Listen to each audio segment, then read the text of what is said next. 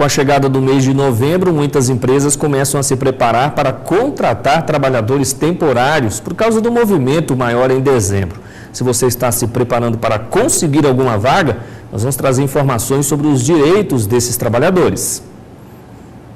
Estamos nos aproximando do fim do ano e nessa época muitas empresas contratam trabalhadores temporários. Hoje nós estamos com a advogada doutora Jaqueline Camata, ela vai explicar para a gente alguns detalhes desse tipo de contrato. Doutora, como é que funcionam esses contratos? O que exatamente são esses trabalhadores temporários? Trabalhadores temporários são aqueles que são regidos pela égide de uma lei especial, que não é a CLT, mas que faz parte dela. É a Lei 6.019 de 74, que significa dizer o quê? Que aquele trabalhador é contratado para especificamente uma determinada situação, seja para cobrir as férias, né, geralmente são férias de algum funcionário efetivo, ou simplesmente para determinados eventos especiais, situações extraordinárias. E quais que são os direitos, doutora, desse tipo de trabalhador? São semelhantes aos trabalhadores que têm a CLT ou são diferentes? Os direitos desses trabalhadores são exatamente iguais ao dos trabalhadores efetivos.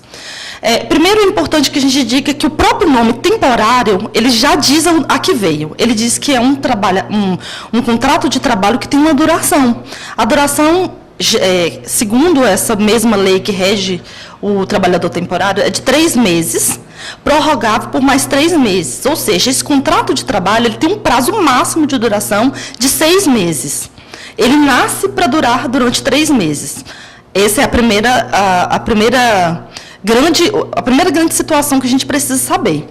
Em segundo lugar, quais são os direitos dos trabalhadores? 13º proporcional, além do salário que precisa ser exatamente o mesmo daquela função que você vai ocupar. Então, se tem um efetivo que trabalha de vendedor e você foi contratado como temporário para trabalhar no Natal durante 3 meses como vendedor, você vai precisar ganhar exatamente o mesmo tanto que o efetivo ganha. Então, o salário precisa ser igual ao que outro da mesma função recebe. 13º proporcional àquele tempo de trabalho. Se você trabalhou 30 dias, se você trabalhou 90 dias, não importa, tem que ser proporcional. Férias, 13º e tudo que um trabalhador comum tem direito, ele vai receber proporcionalmente.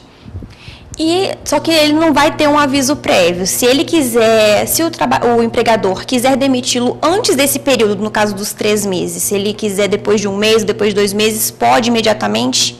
Não, ele precisa respeitar o contrato de trabalho, porque, inclusive, esse contrato de trabalho, ele precisa ser assinado na carteira como trabalho temporário.